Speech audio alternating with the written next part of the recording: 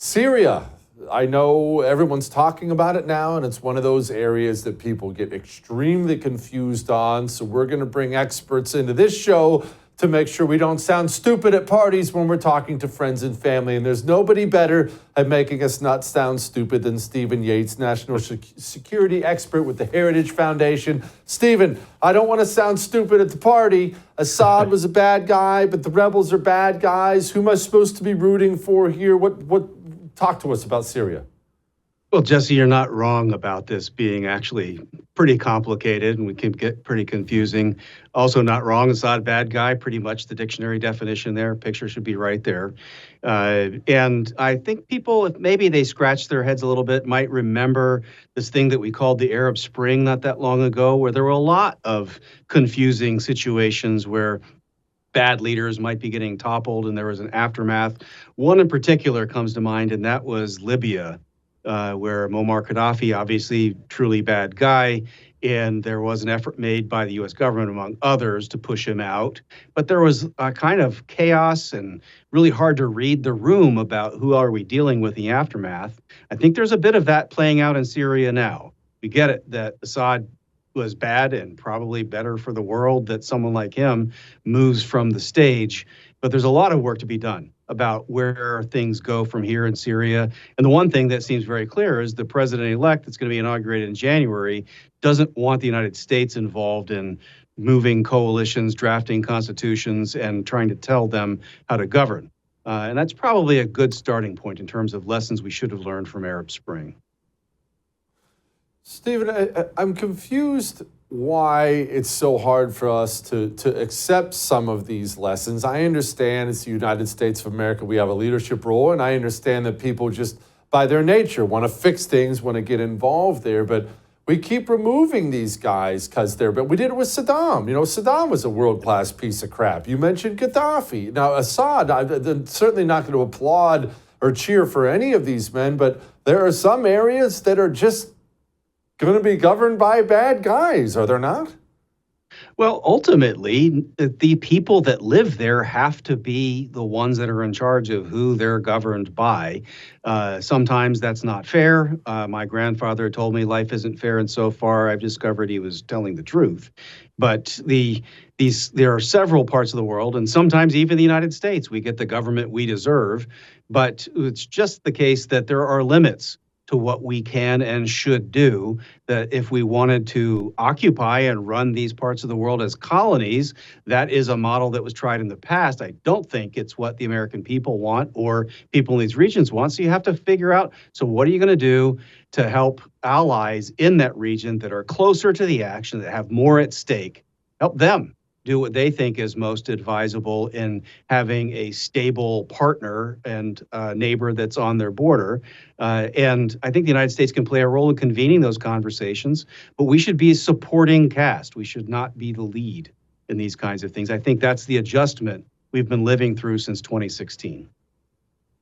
Why did we ever get involved in a place like Syria to begin with? I mean, it's not hard to look at a place like Saudi Arabia and figure out why we would get involved. You know, Israel, something like that. I understand there are all kinds of debates to be had, but Syria's an odd place to get involved. Why are we involved? Well, sometimes we get involved because we think we can make a difference in a particular way. And that could just be people who are the brilliant memo writers of the world who think they've come up with a new strategy of the universe.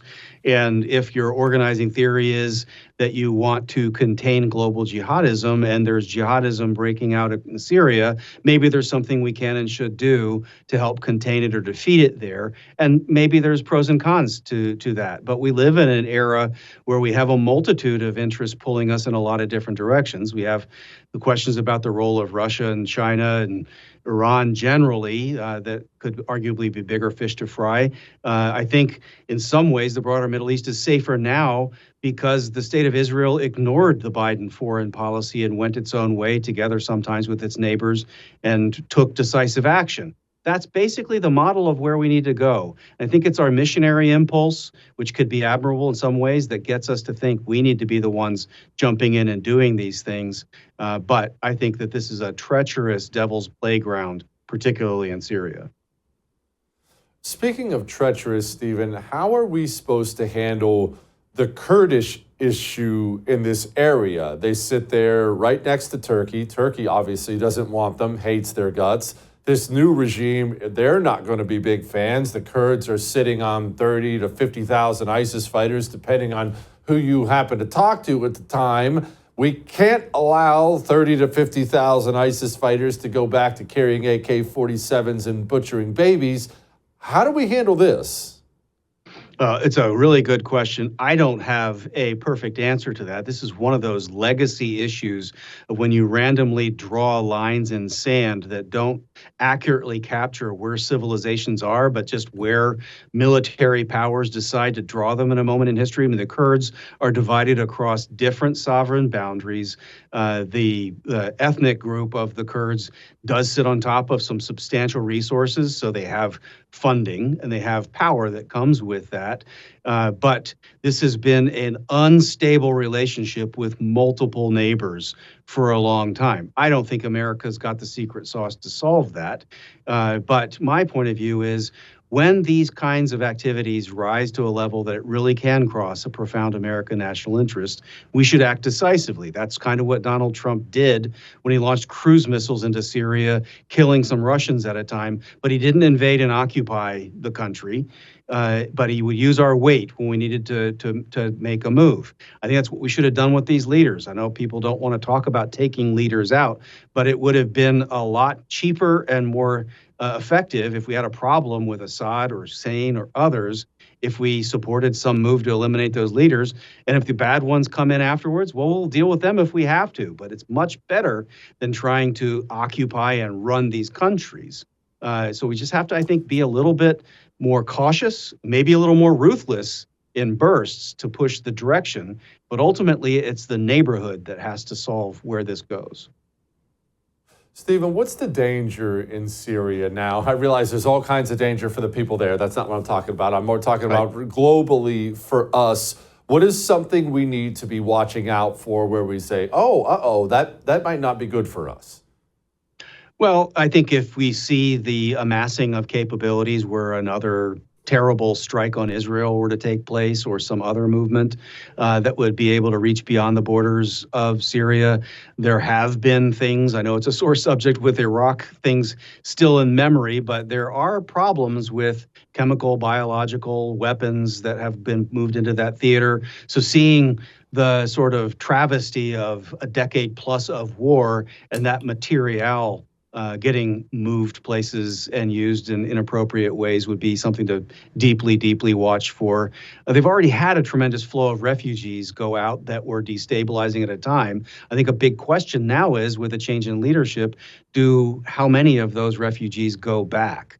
All those that went across the land bridge into Europe and elsewhere, do they go back to Syria and try to build a better future, as the optimists might say?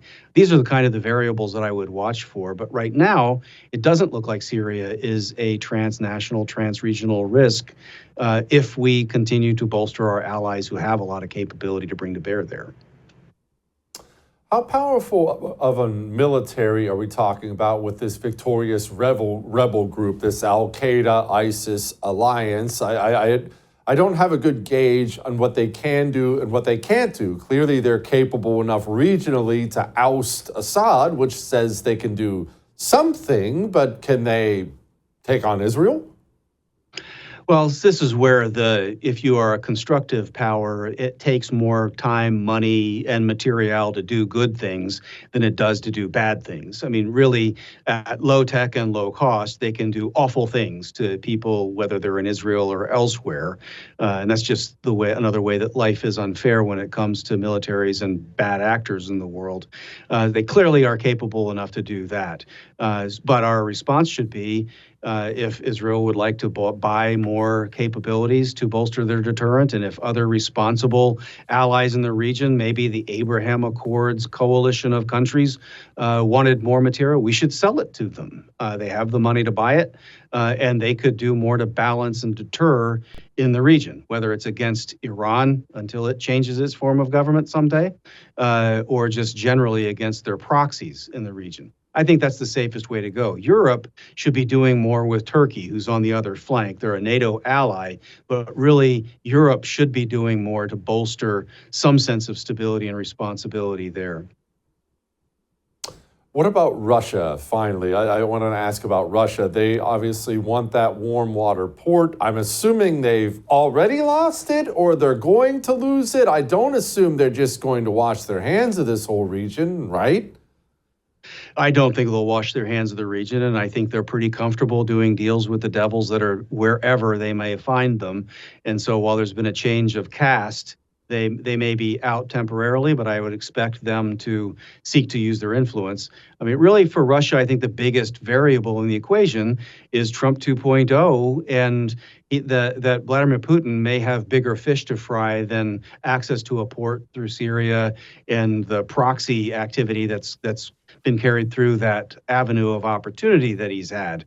But I think once we get a clearer sense of where Trump's talks with Putin and the future of the Russia-Ukraine situation are going, we'll have a better read on where things filter into the broader Middle East. But I think President Trump is going to be really strong on the alliance with Israel, and is going to be really strong with the Abraham Accords countries. And I think that goes a long way to shaping the space that Russia would try to engage. Stephen, thank you so much. As always, that was dynamite. Appreciate it. I would thank you for coming to my YouTube channel, but I know how brilliant it is, and I know you love it here. So subscribe and watch. We're going to start really ramping things up and putting some funny stuff, some interesting stuff out there, some collaborations. Either way, my YouTube channel is officially the place to be. So stick around.